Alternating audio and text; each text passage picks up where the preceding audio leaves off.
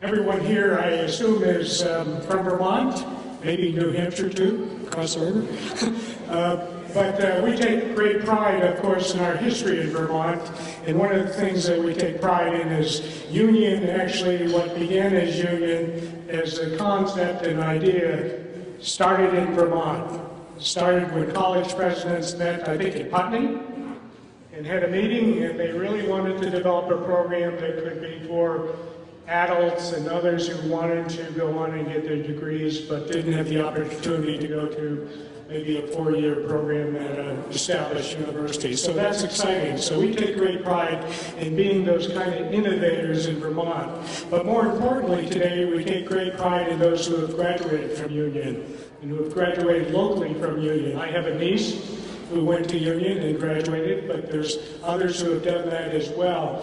And I've had the opportunity to go to a graduation here a couple of times of students who went through the Union program, and it's exciting to see because their families are with them. Some of them are holding babies, and they get up and talk about what they learned and what they're going to do and how excited they are that they really had this opportunity to participate and move forward and to be educated at Union and to have a degree that can take them forward in the future. So we're all proud, and thank you, Roger, for what your team does. Let me say that we are celebrating the 50th anniversary, and we're delighted to be here in Vermont this evening. It's always fun to be in Vermont, and we probably should have scheduled this maybe about 3 weeks down the road, and then the foliage would have been unbelievably beautiful, but you couldn't ask for a more wonderful day than we've had today here in Vermont. The Union was designed for two primary reasons. One was to offer an alternative approach to adult education for adult students, and the second was to inform the field about what we learned in the process. And over the last 50 years, we've actually done very well in both of those areas. People who have gone to this university have written thousands, literally thousands of books and articles about higher education. But in 1964, when this place was founded, it's interesting, the Civil Rights Act became law. The Beatles arrived in America. Congress authorized the war against Vietnam. A young boxer by the name of Cassius Clay won the Boxing World Heavyweight Championship.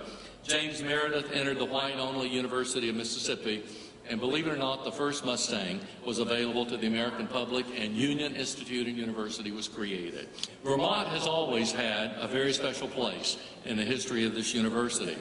In 1964, 10 college presidents met at Goddard College to form a consortium, the Union for Research and Experimentation in Higher Education, that eventually became Union Institute.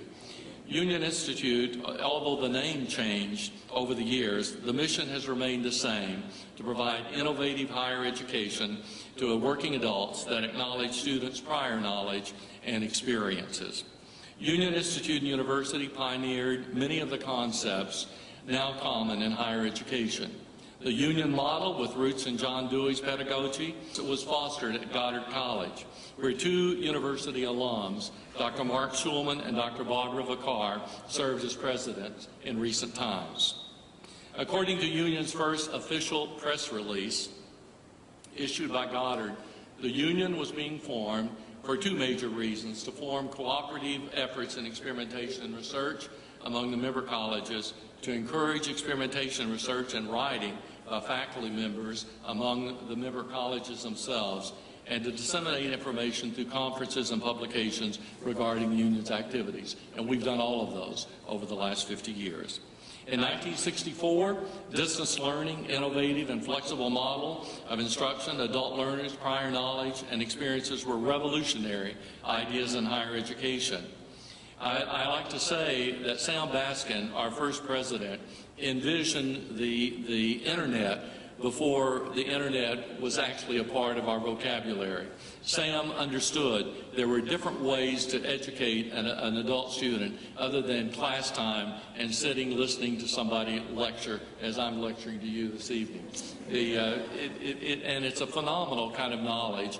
And Dr. Baskin, if you read his early writings, he truly was a visionary and a pioneer in higher education, and he served from 1964 to about 1976 or 77 as the first president of Union. and succeeded by King Cheek, who moved the university to Cincinnati from Yellow Springs.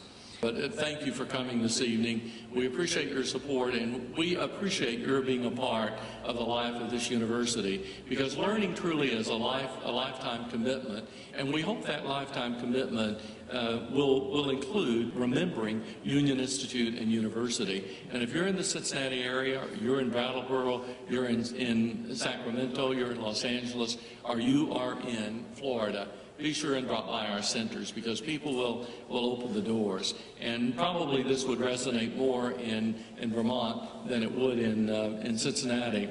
But I'm a native of western Arkansas. I grew up on a farm in western Arkansas. We have a saying in Arkansas that the latch is always on the outside of the door.